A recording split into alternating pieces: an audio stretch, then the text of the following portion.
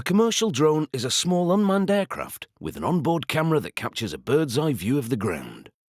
It collects up-to-the-minute data, useful for many types of applications, such as planning infrastructure projects, managing farmland, and not to mention capturing those stunning movie aerials. Spanning 1.5 meters in diameter, this commercial drone is known as an octocopter because it has 8 rotors which enable it to maneuver like a helicopter. Most of the drone's components are made of carbon fiber, a strong, durable material that's also lightweight, a critical factor in aviation. A computer-guided milling machine cuts the parts before their edges are sanded smooth. This component will form half of one of the drone's legs. The mill also cuts out the upper and lower frames for the drone's body.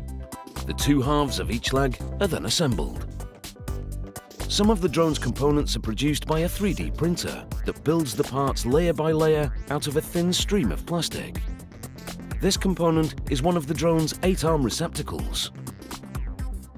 A hole is bored, into which the arm will be inserted when the drone is set up for flight. When not in use, the arm can be detached to make storage and transport easier. The hole must be precise to ensure a secure fit. Digital calipers are used to verify its diameter before the back part of the receptacle is installed, along with the lever that clamps the inserted arm firmly in place. An electronic speed controller is attached to one end. The receptacle is then screwed to the lower frame of the drone's body. The controller's wires will connect to an electrical power harness and to the autopilot, the onboard computer that runs the drone.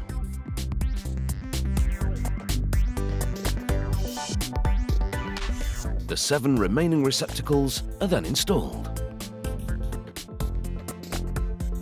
along with the power harness.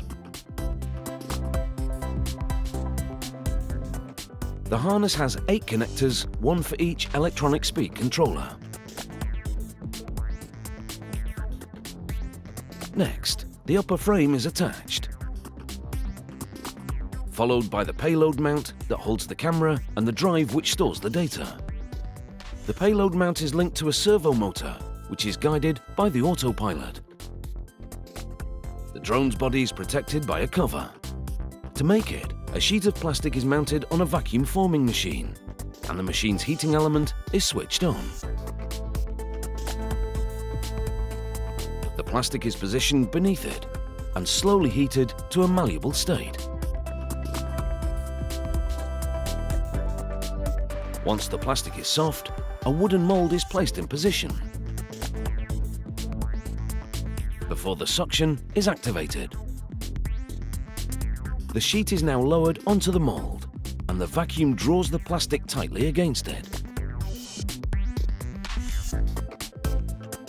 The vacuum-formed plastic is set aside to cool and harden, before any excess is carefully trimmed off.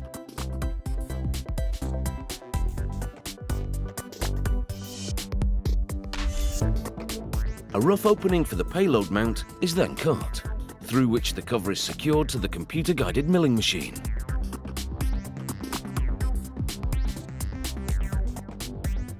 This finalizes the shape to precise specifications.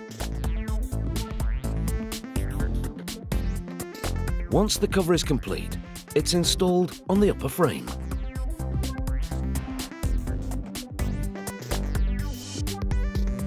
Four legs are now attached to the lower frame.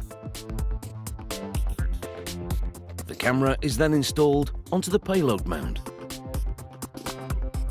The mount pivots to angle the camera at the ground. The arms are inserted into the receptacles and clamped in position. Each arm is a carbon fiber tube with a plastic rotor that's driven by a small motor underneath. When an arm is inserted, its motor makes contact with the electronic speed controller.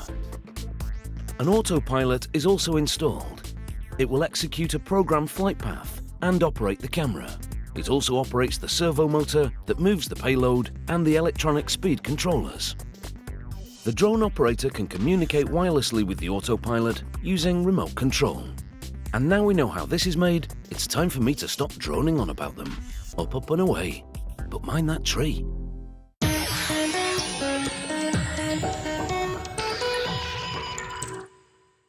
Aquariums have been around since the Roman era, proving mankind's timeless fascination with our finned friends. Today's fish fans are still building aquariums on every scale, although the most common aquarium fish is still the goldfish, domesticated in China more than 1,000 years ago.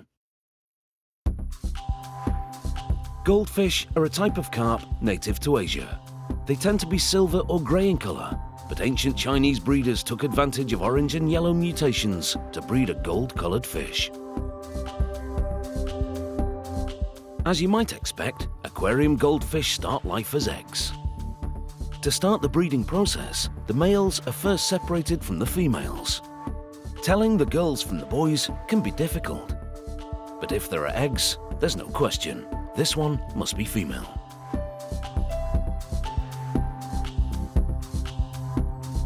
If you know what to look for, there are also some other telltale signs that reveal the differences between the genders. The eggs fall to the bottom of the tank. This facility harvests 1,000 eggs a day. Adding oxygen helps the eggs develop. A week later, the eggs hatch. The hatchlings are called fry. By the second week, they've already become fully formed miniature fish. Not all of them are the orange colour we associate with goldfish. Even after centuries of breeding, many are still silver and grey.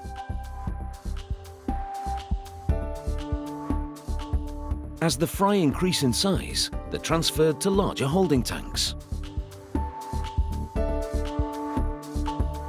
Fish are sold at different stages of growth, and some are selected at this early stage in life. The selected fish are transferred to a bag for transportation. Air is added, so the fish will have enough oxygen during transport.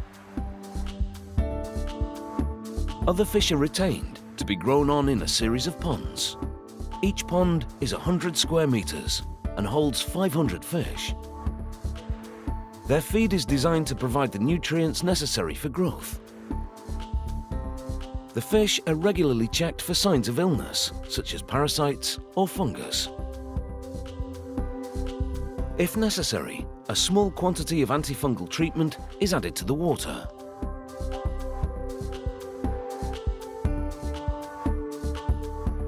These one-year-old fish are a different type of carp, known as koi. Koi were first bred in Japan for their stunning variation of colour and pattern.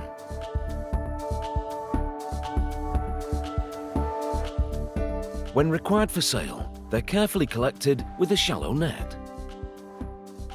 This allows only the correctly sized fish to be bagged for sale.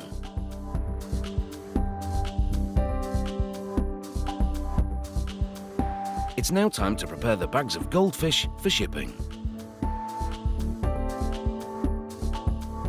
A batch is first transferred into a netting suspended in the water. The goldfish can now be gently sorted. Those that meet the correct size criteria are transferred to a bucket.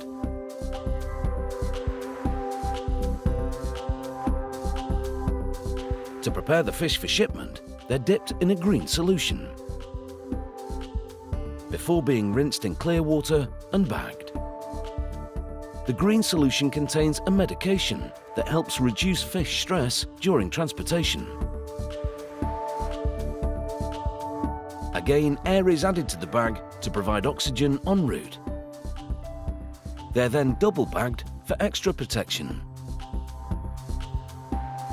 Some of the oxygen is let out of the bag, so it won't take up too much room.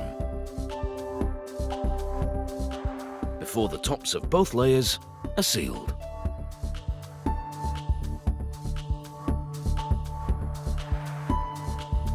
The bags are then carefully loaded into styrofoam shipping boxes.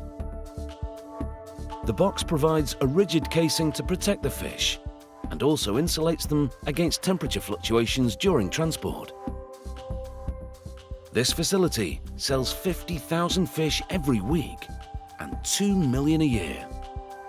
The fish's health and quality is carefully assessed to ensure that they're as healthy and as happy as possible. And as this lot look fairly content, I think it's time for me to stop carping on about them.